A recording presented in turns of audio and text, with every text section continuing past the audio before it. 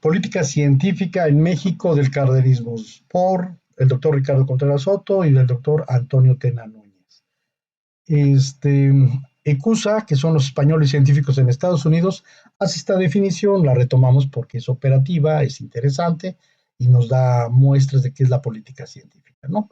Y la define como aquella que incluye las políticas públicas que llevan a cabo desde la administración estatal y afecta a las estrategias y fondos de la investigación científica, el desarrollo tecnológico e innovación del país y por tanto a su desarrollo y progreso. La política científica es transversal e incluye todos los sectores de las disciplinas del saber, desde las ciencias naturales hasta las ciencias sociales. La política científica considera la ciencia como un bien público que beneficia a la ciudadanía en su conjunto. Su fin último es, por tanto, introducir y aplicar de manera adecuada los conocimientos relevantes en la sociedad. Nosotros, el doctor Ricardo Antonio Tena Núñez, su servidor, retomamos relativamente, porque hay todo un debate, la acción de las políticas científicas explícitas o implícitas en distintos gobiernos, en distintas formas de gobernar, que se han dado y la queremos abrir un poquito más de manera histórica. Hay todo un debate porque, por ejemplo, Wotton señala que pues la ciencia no es ciencia, sino creo que hasta el siglo XVII, pero en el siglo XVI todavía estaban pensándose que la ciencia era la astrología. Entonces, no, bueno, con todas esas restricciones, eh, la tomamos tentativamente como formas políticas, científicas o tecnológicas de que se puede dar de otro tipo por parte de los gobiernos o de las formas de gobierno que estimulan en la historia en distintos momentos y que se dan de manera explícita o implícita, porque finalmente van a influir socialmente, ya sea en la toma de decisiones en materia o va a impactar de manera por los procesos sociales, en las prácticas y en las representaciones, la apropiación o no de alguna forma de lo que ahora llamamos conocimiento, saberes, ciencia y tecnología. Esto lo decimos porque, bueno, sí, efectivamente, sí hay una búsqueda social de distintas maneras sobre el conocimiento. Hay una epistemología de las sociedades hacia el conocimiento, el querer saber qué es lo que sucede, el saber qué es lo que pasa, el saber por qué se mueven las cosas, por qué se mueve el sol, por qué es de día, por qué es de noche, etcétera. Y lo señalamos de manera explícita o implícita porque efectivamente puede haber acciones de gobierno a favor o en contra del conocimiento o en contra de los saberes o en contra de la ciencia, de la tecnología. Entonces, vamos a pensar sin exagerar que sí, los mayas tenían un conocimiento del mundo y que tenía que ver con los ciclos de cultivo, con las milpas, tenía que ver con la cosmovisión, tenía que ver con lo que representaba su calendario. De la misma manera, su numeración tenía que ver con formas de representación y que permitía pues cuantificar montos, cantidades, y eso era importante. Pero también por otro lado, bueno, tomé estos dos ejemplos, nada más. La Corte de Cádiz en un momento dado, por ejemplo, prohibió ciertas actividades económicas y eso implicaba también un desaprendizaje en la Nueva España y en algunos lugares de lo que es ahora América y Latinoamérica.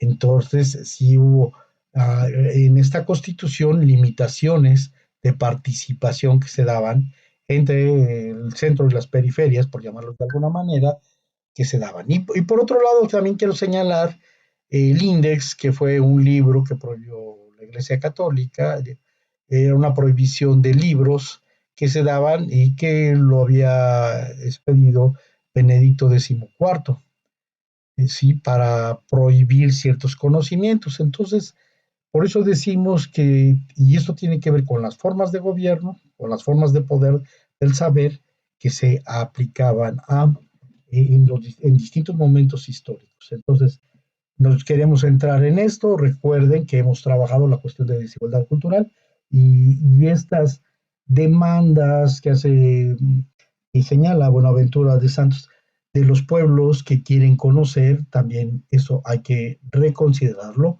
en otro esquema no tan cerrado ni tan este, estricto, sino un poquito más amplio. Bueno, ¿qué periodo es el que vamos a ver? Vamos a ver el periodo de Lázaro Cárdenas.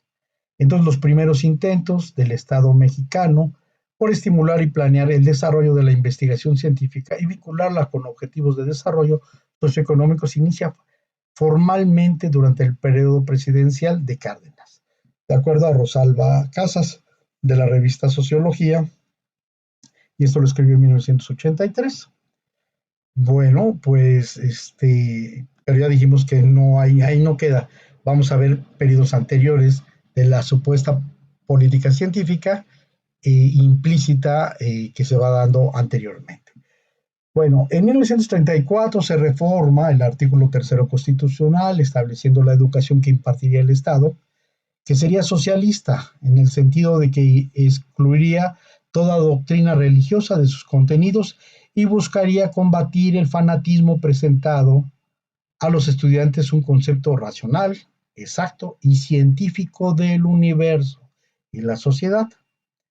Esta reforma también otorgó al Estado mexicano, y esto es importante, la facultad para controlar los distintos niveles del sistema educativo público y vigilar la educación impartida en las escuelas privadas. La idea de fondo era reconstruir, bajo control directo del gobierno federal, un modelo educativo inspirado en la doctrina de la Revolución Mexicana, y esto lo dice el Instituto Nacional de Estudios Históricos de la Revolución Mexicana. Intenciones de que la educación tenga elementos científicos que permitan en el pensamiento de los niños poder explicar e interpretar las cosas. Y recordemos que después de la guerra pues, hubo reacciones y reacciones religiosas no muy positivas como los cristeros, etcétera, que no ayudaban mucho a pensar de manera clara qué es lo que sucedía en torno a los sujetos, al movimiento, a la naturaleza, y por eso se rescata en el artículo tercero constitucional este espíritu científico, que va a ser el eje y es importante.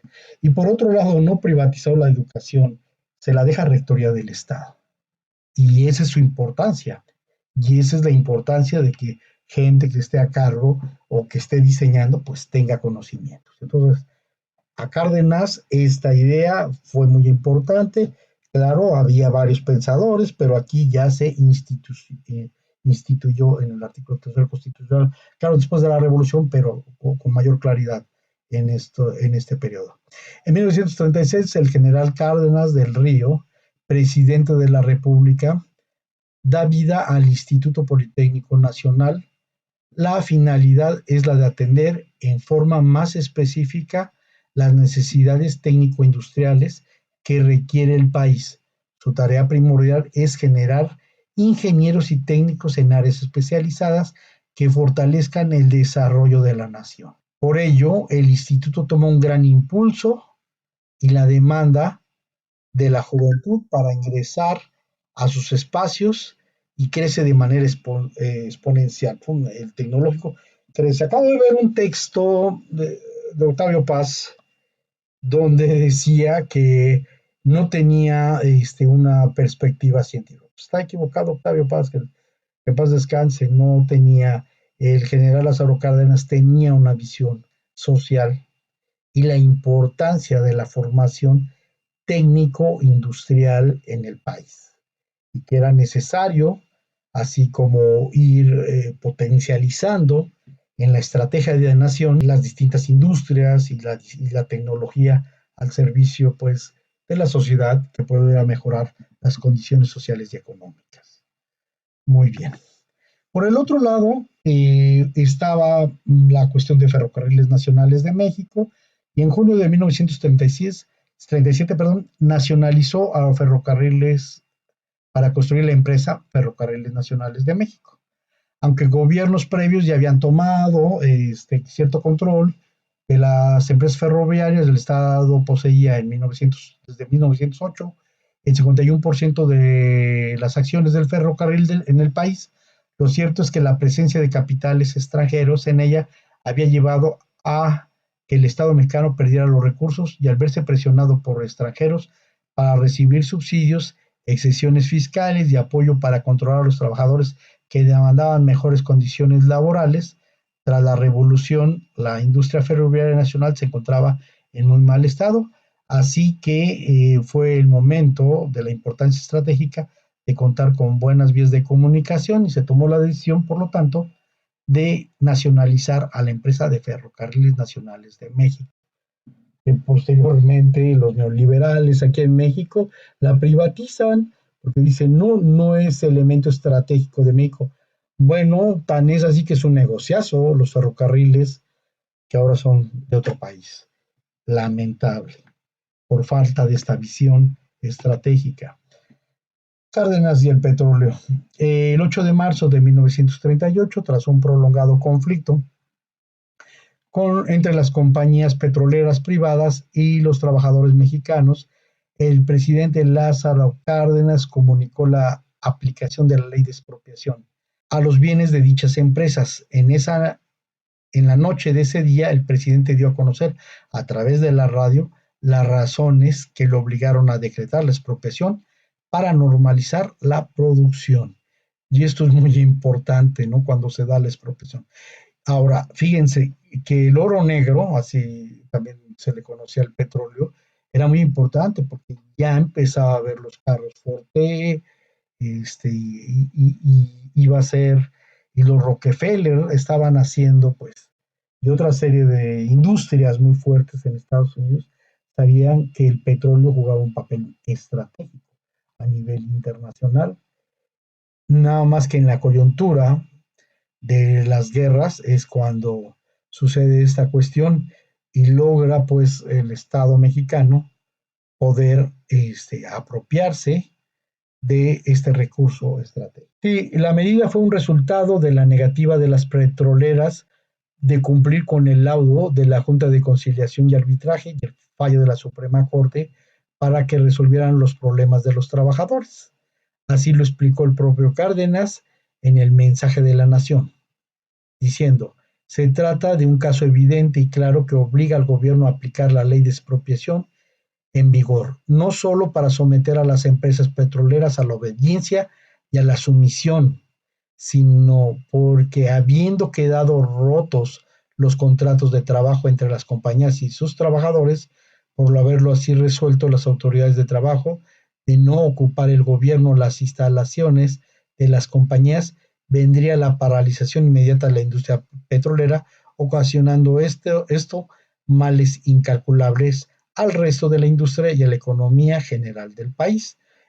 Ese fue el mensaje de la Nación que dio el presidente Cárdenas. También lo sacamos del Instituto Nacional de Estudios Históricos de la Revolución Mexicana.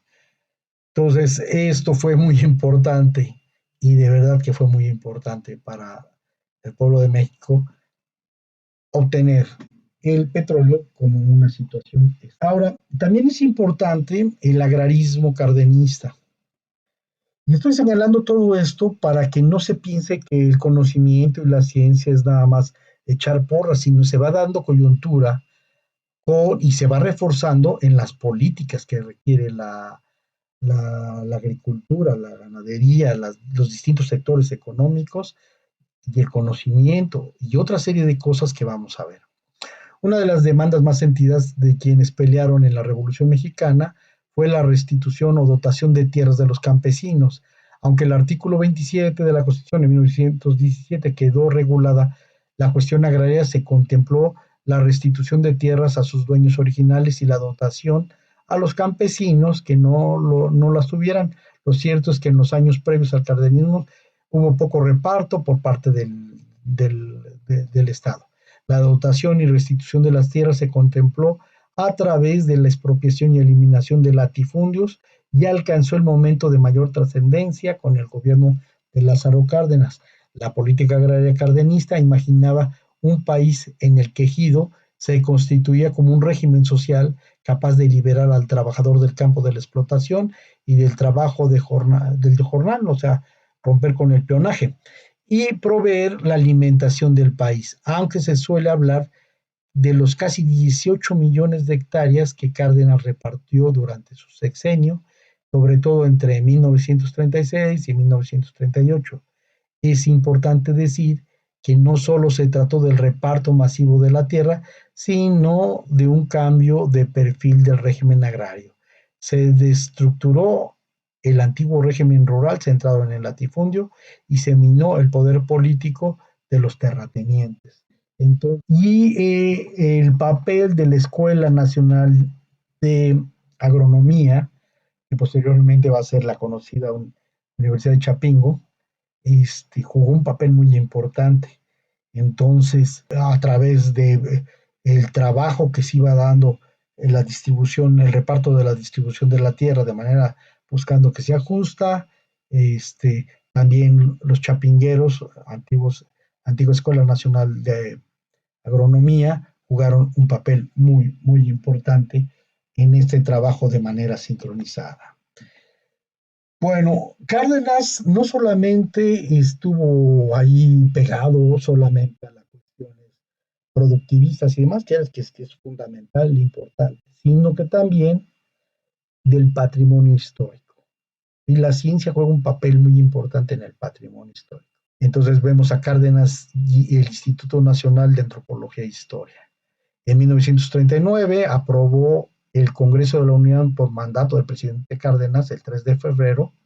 Fue fundado el Instituto Nacional de Antropología e Historia, con misión de investigar, conservar y difundir el vasto patrimonio cultural de México y propiciar el estudio científico de los grupos indígenas, que serviría de base e inspiración en acciones del gobierno federal para el mejoramiento económico y cultural de dichos pueblos.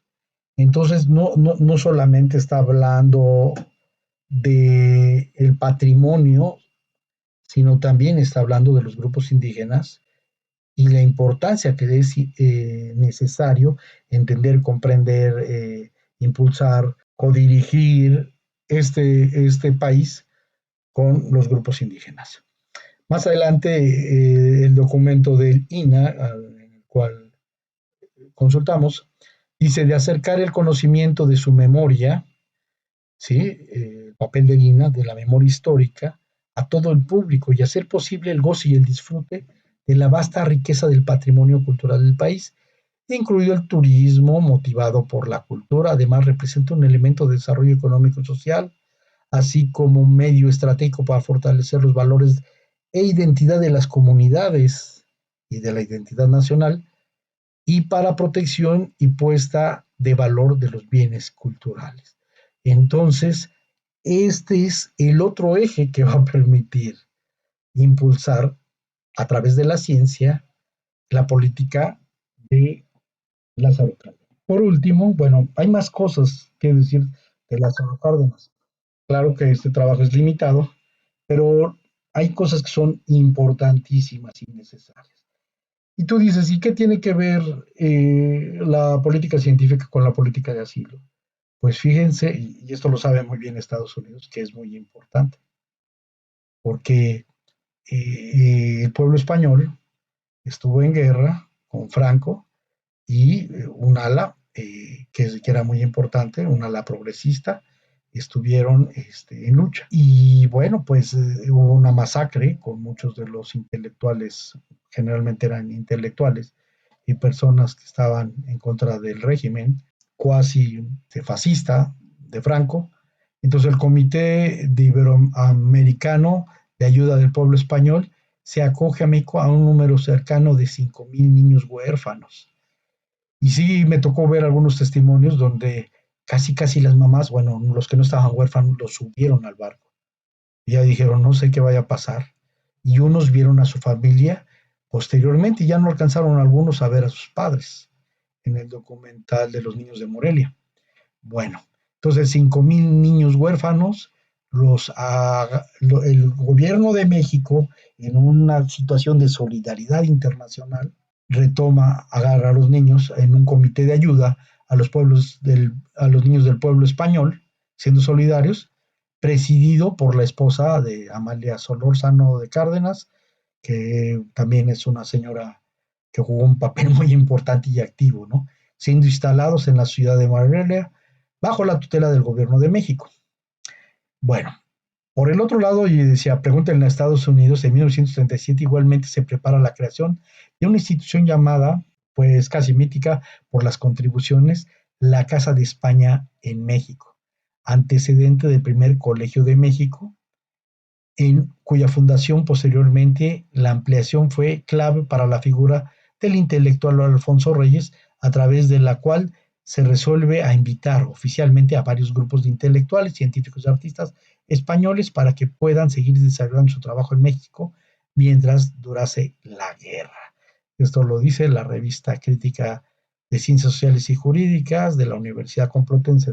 Y qué interesante es también esto. Entonces, por un lado, se impulsa el petróleo, por otro lado, el reparto agrario, por otro lado, se instituye el Instituto Politécnico Nacional, que va a permitirle darle fuerza tecnológica al país, y por el otro lado está el INA, que va a fortalecer los estudios que tengan que ver con el patrimonio histórico, con los grupos indígenas, y esto va a permitir darle el sentido social necesario y detonar el desarrollo de lo que, bueno, lo que llamamos desarrollo aún de México, y que es importante no perder de vista.